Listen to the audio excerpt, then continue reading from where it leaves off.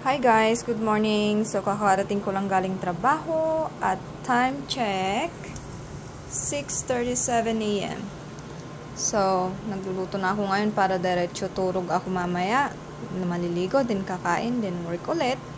So nagpapakulo ako ngayon ng munggo. Nalagyan natin ng sardinas, ng anong tawag dito? Nakalimutan ko yung tawag dito.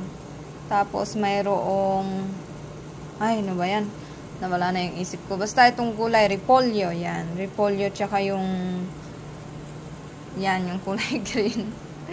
Tapos, sasawgan natin yan ng the best dried black mushroom.